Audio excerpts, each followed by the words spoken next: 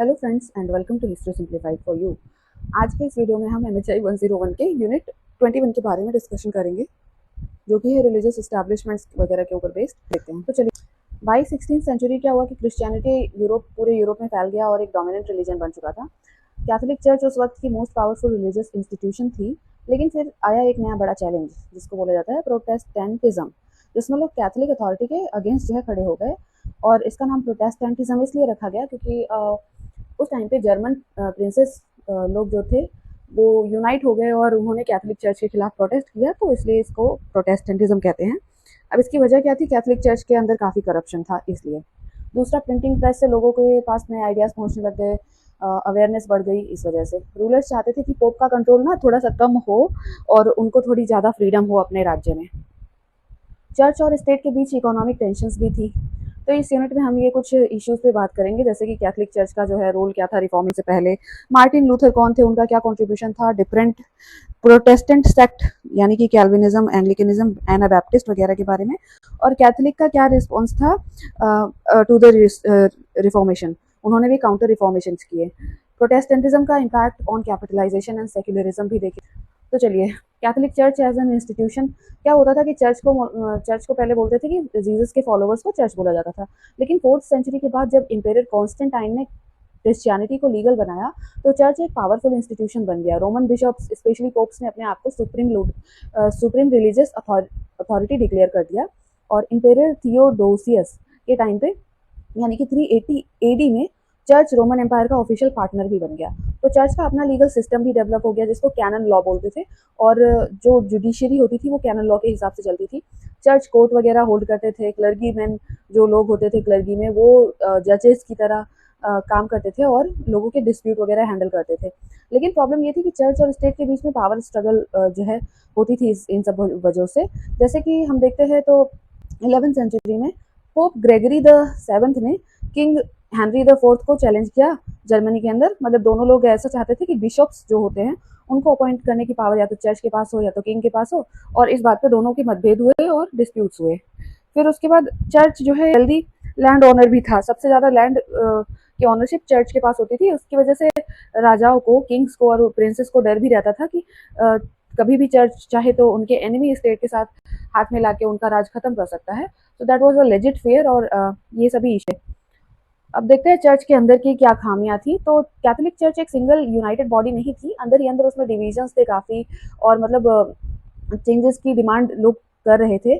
कुछ लोगों ने ओपनली भी मतलब डिसेंट किया, प्रोटेस्ट किया उसके खिलाफ, जैसे कि वाल्डेंसियंस ने कहा कि सैक्रेमेंट्स होते हैं, जो कई तरह के सैक्रेमेंट्स होते थे उस टाइम पे, कि ये विधि कराओ तो ये फल मिलेगा, वो विधि कराओ तो वो फल मिलेगा, और ये सभी बहुत रैम्पेंटली प्रैक्टिस किए जाते थे सैक्रेमेंट्स। तो उसके खिलाफ वाल्डेसियंस ने 12th सेंचुरी में प्रोटेस्ट किया और कहा कि प्रेयर में बिलीव करना चाहिए। उसके अलावा कैथर्स ने चर्च की हायरार्की के खिलाफ आवाज उठाई। जॉन वेक्लिफ ने इंग्लैंड में पोप की अथॉरिटी को क्रिटिसाइज किया, और बोहीमिया में जॉन हस ने रिफॉर्म की डिमांड करी।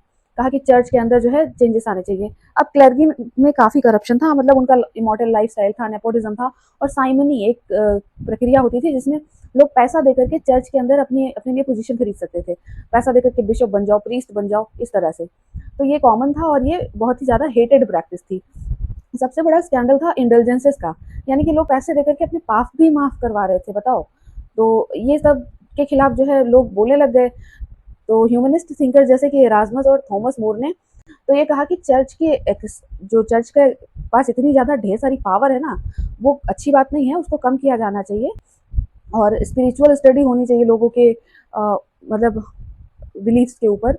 नेशन स्टेट्स भी राइज हो रहे थे उस टाइम पे, और मोनार्क्स चाहते थे कि पोप का इंटरफेरेंस और इन्फ्लुएंस कम हो उनके ऊपर, और उनके हाथ में ज़्यादा। अब राइज ऑफ प्रोटेस्टेंटिज्म में देखते हैं तो प्रोटेस्टेंटिज्म का नाम ऐसा क्यों था? क्योंकि 1529 में जर्मन प्रिंसेस ने अगेंस्ट कैथलिक्स के अगेंस्ट जो है प्रोटेस्ट किया था। अब इसके कई सारे फैक्शंस थे, जैसे कि जर्मनी में लूथरनिज्म, स्विट्जरलैंड में कैल्विनिज्म, इंग्लैंड में एंग्लिकनिज्म, और नीदरलैंड और स्कॉटलैंड में भी इसके जो है काफ़ी इन्फ्लुएंस देखते हैं मार्टिन लूथर के बारे में। तो मार्टिन लूथर एक जर्मन मॉन्क थे। 1483 से 1546 तक इन्होंने जो है यूनिवर्सिटी ऑफ एयरफोर्ट से थियोलॉजी की स्टडी की हुई थी, और ये जो कैथोलिसिज्म की बिलीफ्स थी उसको काफ़ी डीपली अंडरस्टैंड करते थे और जो है जो कॉमन प्रैक्टिसेस थी, ईविल प्रैक्टिसेस थी, उसके खिलाफ ये बोलते थे। इन्होंने कहा कि जो साल्वेशन यानी कि मोक्ष का कॉन्सेप्ट है, इंडल्जेंसेस वगैरह का ये सब, वो सब गलत है और जो है लोगों का पर्सनल इश्यूज है, उनको अपने मतलब पर्सनल मैटर को अपने खुद की बिलीफ और उससे क्या बोलते हैं कि अपने इनर फीलिंग, श्रद्धा, फेथ जो होती है, इनर फेथ, वो ज़्यादा ज़रूरी है।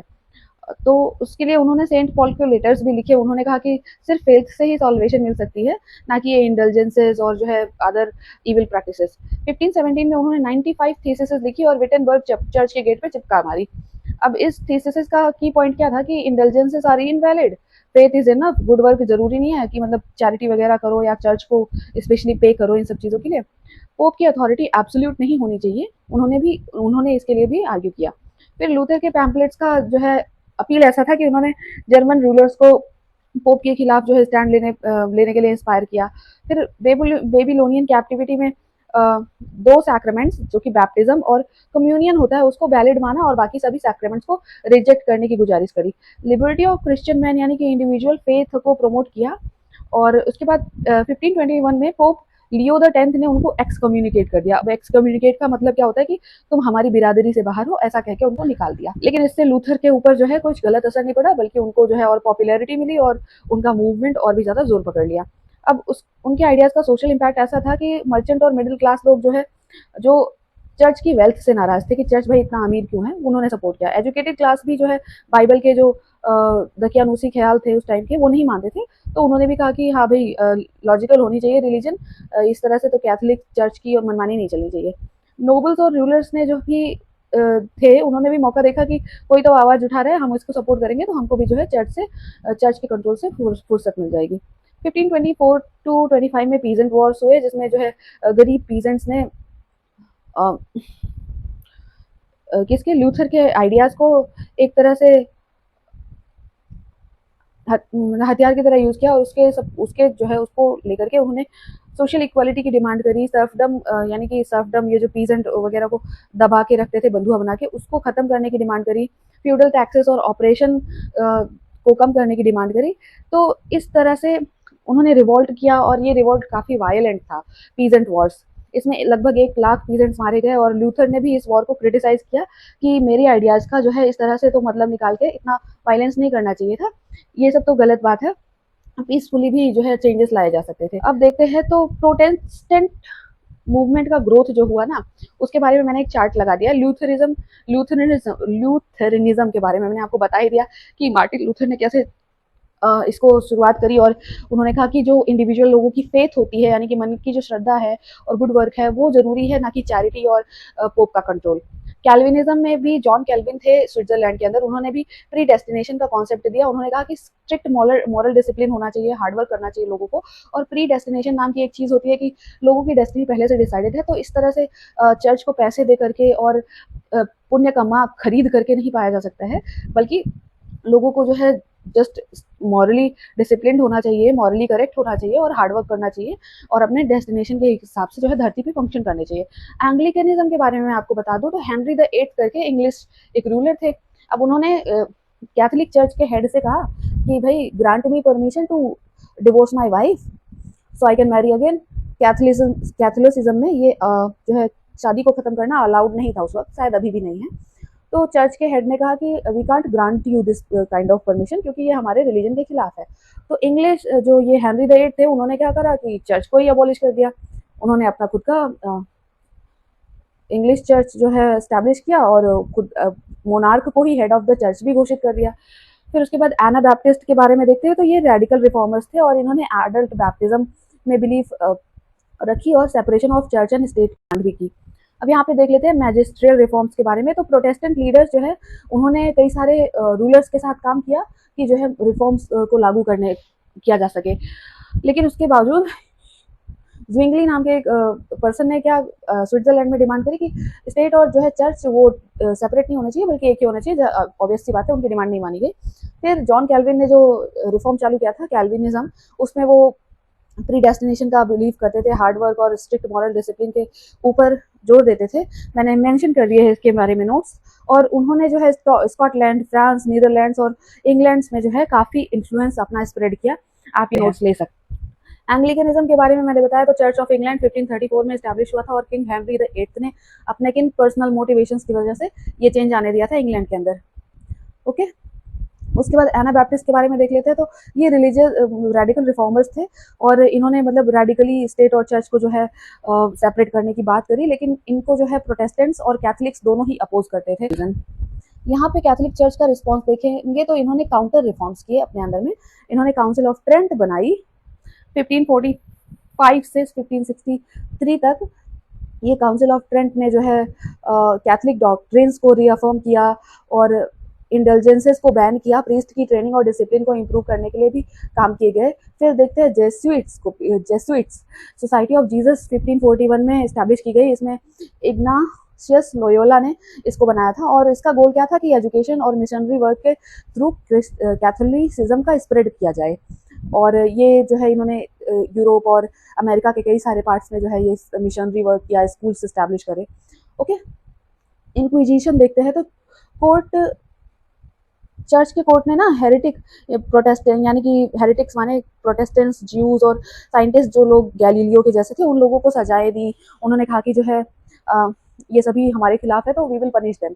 फिर उन्होंने एक इंडेक्स ऑफ बैंड बुक्स या प्रोहिबिटेड बुक्स जो है पब्लिश करी, जिसमें कोई भी प्रोटेस्टेंट और न्यू आइडिया की बुक रहती थी जिसको कैथलिक चर्च वाले लोग पसंद नहीं करते थे तो उसको इस इंडेक्स में डाल देते थे। तो बहुत सारी बुक्स को पॉज करके नोट्स ले लेगा। प्रोटेस्टेंटिज्म और कैपिटलिज्म के बारे में देखते हैं तो मैक्स वेबर ने 1904 में कहा था कि प्रोटेस्टेंटिज्म की वजह से कैपिटलिज्म में काफ़ी मतलब पॉजिटिव इन्फ्लुएंस पड़ा। उनका आर्ग्यूमेंट ऐसा था कि कैल्विनिज्म स्पेशली, उसमें क्या कैल्विन ने आर्ग्यू किया था कि मॉरली लोगों को करेक्ट होना चाहिए और हार्ड वर्क करना चाहिए। मनी को instead of investing in church they should be investing in business. तो इस तरह के जो मतलब लोगों का एटीट्यूड शिफ्ट हुआ उसकी वजह से वो कहते हैं कि कैपिटलिज्म को जो काफ़ी पुश मिला। लेकिन उनको क्रिटिसाइज करने वाले लोगों का कहना है कि कैपिटलिज्म जो कैथलिक कंट्रीज थी उनमें भी तो कैपिटलिज्म था, जैसे कि इटली और स्पेन, ये तो कैथलिक कंट्रीज थी थ्रू आउट। फ्रांस में भी, तो वहाँ पे भी तो कैपिटलिज्म का काफ़ी ग्रोथ हुआ। तो प्रोटेस्टेंटिज्म का इतना बड़ा हाथ नहीं है कैपिटलिज्म के प्रोग्रेस के लिए। उन्होंने कहा कि ट्रेड, कॉलोनियलिज्म, टेक्नोलॉजी, ये फैक्टर्स ज़्यादा इंपॉर्टेंट है for the growth of capitalism. और similarly same argument is presented for the secularism theory. So ये अप्लाइड। अब समरी, प्रोटेस्टेंट रिफॉर्मेशंस ने यूरोप को रिलीजियस, पॉलिटिकल और इकोनॉमिक्स सभी एस्पेक्ट में ट्रांसफॉर्म कर दिया। Luther, Calvin, Henry the eighth ने कैथलिक चर्च के डोमिनेंस को चैलेंज किया और कम भी किया। न्यू प्रोटेस्टेंट सेक्ट्स बने जैसे कि लूथरनिज्म, कैल्विनिज्म, एंग्लिकनिज्म और एनाबैप्टिस्ट। कैथलिक चर्च ने भी काफी मतलब इन सब के रिस्पॉन्ड में काउंटर रिफॉर्मेशंस किए, जिसमें उन्होंने अपने अंदर भी सुधार लाए और इन जो रिफॉर्म मूवमेंट्स को दबाने की भी कोशिश करी। और प्रोटेस्टेंट वैल्यूज थी कि कैपिटलिज्म और सेक्युलरिज्म पे भी उसका थोड़ा इफेक्ट तो पड़ा, that is true to some extent. So that was it for today's video, guys. I hope you liked the way of explanation. तो अगर आपको पसंद आता है मेरा एक्सप्लेन करने का तरीका, मेरा यूनिट को जो है ऑर्गेनाइज करके आप लोगों के साथ प्रेजेंट करने का तरीका, तो प्लीज़ लाइक करो, शेयर करो और सब्सक्राइब भी कर दो। पैसे बिल्कुल नहीं खर्च होते ये तीनों काम करने में और मुझको मोटिवेशन मिलती है और भी ज़्यादा अच्छे से काम करने में। आप लोग डिमांड करते रहते हो टाइम एंड अगेन कि ज़्यादा जल्दी वीडियोज़ पोस्ट करो या फिर ये जल्दी करवा दो, जल्दी करवा दो। So if I am getting motivation then only I can work more. वैसे भी मैं फुल टाइम काम कर रही हूँ, एक यूनिट पे काम करने के लिए मुझे 1 या 2 दिन की पूरी ज़रूरत पड़ती है और थैंकफुली तुम्हारी बहन बेरोजगार है तो कर पा रही है अभी। सो मोटिवेट करो भाई मुझे। Thank you for watching, like, share and subscribe.